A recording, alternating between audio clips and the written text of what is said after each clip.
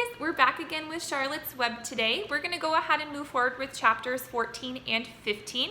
Just a little recap of what's been going on. Charlotte's been writing words in her web in order to help save Wilbur and keep him alive.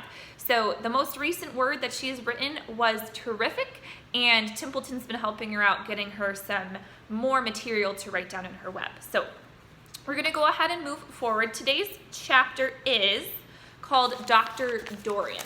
So another little reminder, remember Fern's mom was really concerned about her because she was saying that she was talking to the animals. So our chapter today needs that kind of background information in order for us to remember what's going on. Okay. The next day was Saturday. Fern stood at the kitchen sink drying the breakfast dishes as her mother washed them. Mrs. Arable worked silently.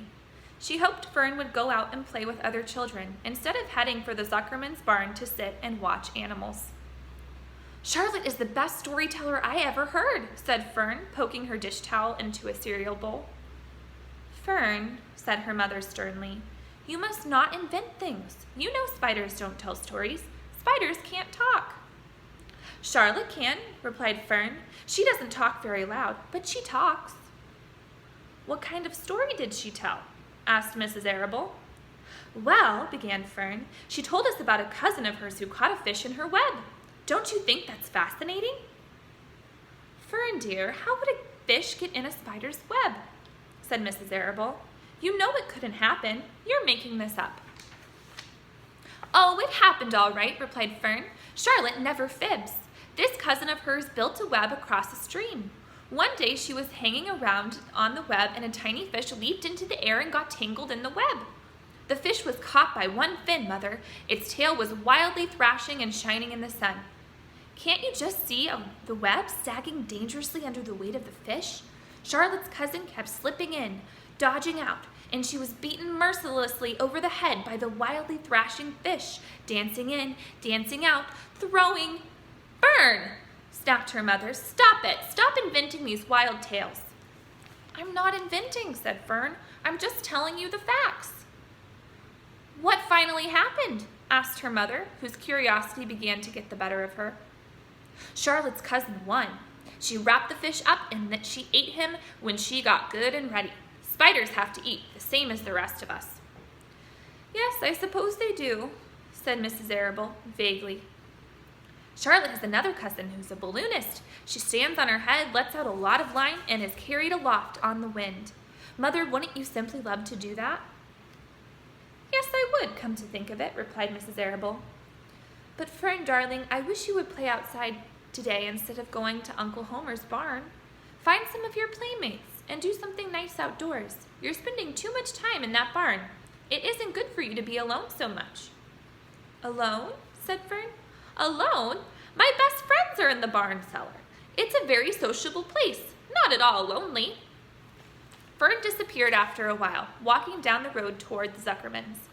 Her mother dusted the sitting room. As she worked, she kept thinking about Fern. It didn't seem natural for a little girl to be so interested in animals. Finally, Mrs. Arable made up her mind she would pay a call on Dr. Dorian and ask his advice. She got in the car and drove to his office in the village.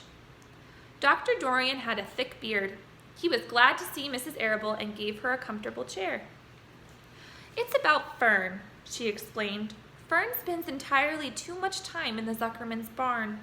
It doesn't seem normal. She sits on a milk stool in a corner of the barn cellar near the pig pen and watches animals hour after hour. She just sits and listens." Dr. Dorian leaned back and closed his eyes.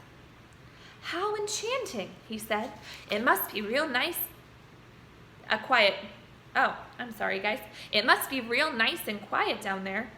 Homer has some sheep, hasn't he?" "Yes," said Mrs. Arable. "But it all started with that pig we let Fern raise on a bottle. She calls him Wilbur.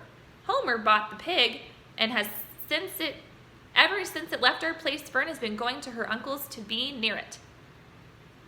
"I've been hearing things about that pig," said Dr. Dorian, opening his eyes. "They say he's quite a pig." "Have you heard about the words that appeared in the spider's web?" asked Mrs. Arable nervously. "Yes," replied the doctor. "Well, do you understand it?" asked Mrs. Arable. "Understand what?" Do you understand how there could be any writing in a spider's web?" "Oh, no," said Dr. Dorian. "I don't understand it. But for that matter, I don't understand how a spider learned to spin a web in the first place. When the words appeared, everyone said they were a miracle, but nobody pointed out that the web itself is a miracle." "What's miraculous about a spider's web?" said Mrs. Arable. "I don't see why you say a web is a miracle. It's just a web." "Ever try to spin one?" asked Dr. Dorian. Mrs. Arable shifted uneasily in her chair. "No," she replied, "but I can crochet a doily and I can knit a sock." "Sure," said the doctor, "but somebody taught you, didn't they?" And we'll pause really quick. Here's a picture. There's Fern's mother, Mrs. Arable, and there's Dr. Dorian in his seat. "My mother taught me." "Well, who taught a spider? A young spider knows how to spin a web without any instructions from anybody. Don't you regard that as a miracle?" "I suppose so," said Mrs. Arable. "I never looked at it that way before. Still, I don't understand how those words got into the web. I don't understand it, and I don't like what I can't understand." "None of us do," said Dr. Dorian, sighing. "I'm a doctor. Doctors are supposed to understand everything, but I don't understand everything, and I don't intend to let it worry me." Mrs. Arable fidgeted. "Fern says the animals talk to each other. Dr. Dorian, do you believe animals talk?" "I never heard one say anything," he replied, "but that proves nothing. It is quite possible that an animal has spoken civilly to me and that I didn't catch the remark because I wasn't paying attention. Children pay better attention than grown-ups. If Fern says that the animals in Zuckerman's barn talk, I'm quite ready to believe her. Perhaps if people talked less, animals would talk more. People are incessant talkers. I can't give you my word on that." "Well, I feel better about Fern," said Mrs. Arable. "You don't think I need to worry about her?" "Does she look well?" asked the doctor. "Oh, yes." "Appetite good?" "Oh, yes, she's always hungry." "Sleep well at night?" "Oh, yes." "Then don't worry," said the doctor. "Do you think she'll ever start thinking about something besides pigs and sheep and geese and spiders?" "How old is Fern?" "She's 8. "Well," said Dr. Dorian, "I think she will always love animals, but I doubt that she spends her entire life in Homer Zuckerman's barn cellar. How about boys? Does she know any boys?" "She knows Henry Fussy," said Mrs. Arable brightly. Dr. Dorian closed his eyes again and went into deep thought. "Henry Fussy," he mumbled. Remarkable. Well, I don't think you have anything to worry about. Let Fern associate with her friends in the barn if she wants to. I would say, offhand, that spiders and pigs were fully as interesting as Henry Fussy. Yet I predict that the day will come when even Henry will drop some chance remark that catches Fern's attention. It's amazing how children change from year to year. How's Avery?" he asked, opening his eyes wide. "Oh, Avery," chuckled Mrs. Arable. "Avery's always fine. Of course, he gets into poison ivy and gets stung by wasps and bees and brings frogs and snakes home and breaks everything he lays his hands on. He's fine." "Good," said the doctor. Mrs. Arable said goodbye and thanked Dr. Dorian very much for his advice.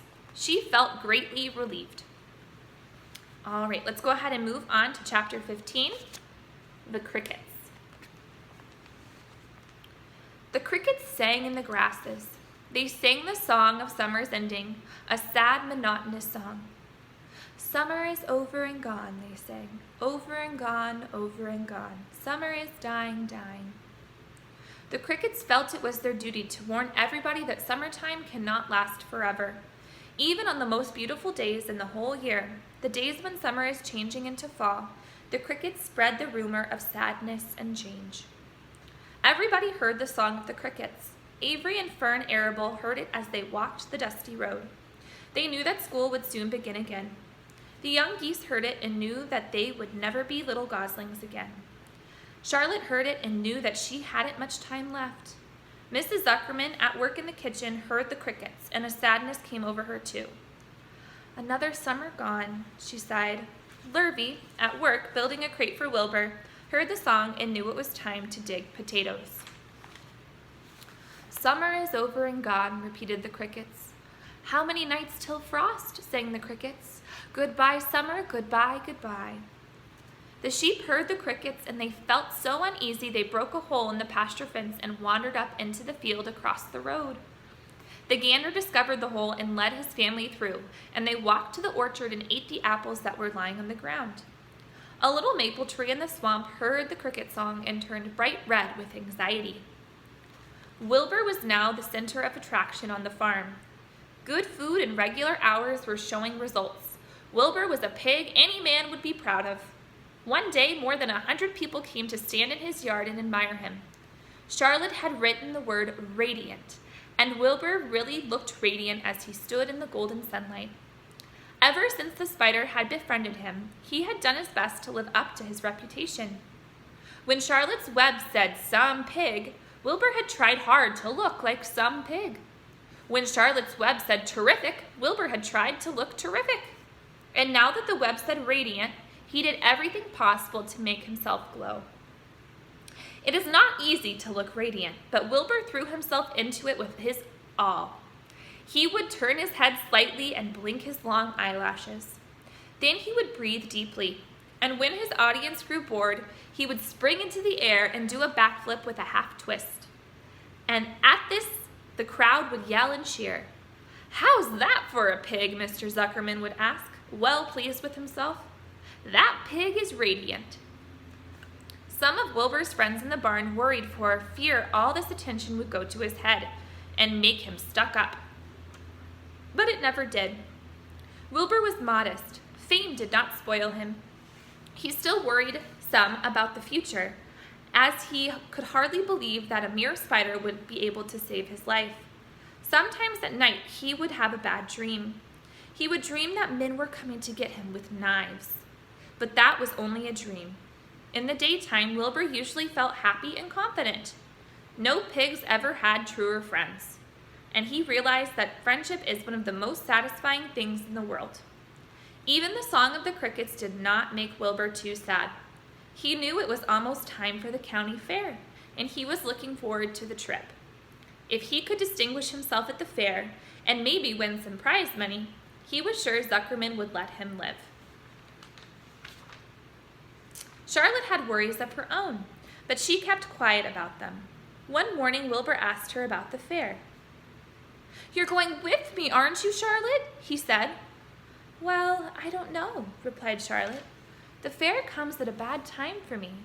I shall find it inconvenient to leave home even for a few days." "Why?" asked Wilbur.